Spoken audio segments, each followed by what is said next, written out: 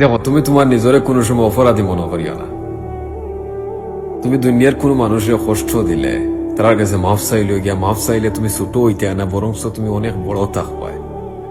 Ego রাখিও না ভিতরে যে আমি মাফ চাইলে আমি ছোট হয়েছি, আমি হতা, আমি হতা, আমি লিডার, আমি নেতা, আমি খেতা, আমি খেলে গিয়া তার কাছে মাফ চাইতাম গিয়া। তুমি যদি ভুল করিয়া থাকো তাহলে তুমি যদি মাফ চাইলে তুমি সবটা সমাধান হয়ে যায়, তোমার সম্মানটা একবারে মাথার উফরে থাকবো। ওয়াল্লাহি আযীম, তুমি দরাত্তি ফরিয়া দিবে গিয়া হাতে হাতে।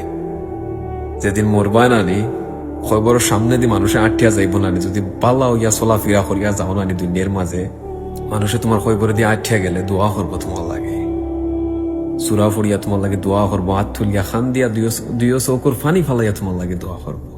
আর যদি মানুষের মনে কষ্ট দিয়া যাও নানি, তাইলে যে সময় মারা যাইবা খবরে তোমার রাখইব নানি, রাখার পরে উঠিয়া কইব কিতা আল্লাহ বালা করছো নি কুতারে দুনিয়া থেকে নিছুন কি, এক আজাব আছিল দুনিয়ার মাঝে।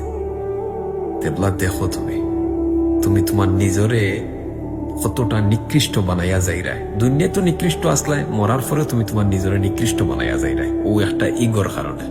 এত ইগো লইয়া চলাফেরা করা ভালো হয়, বুঝছো নি?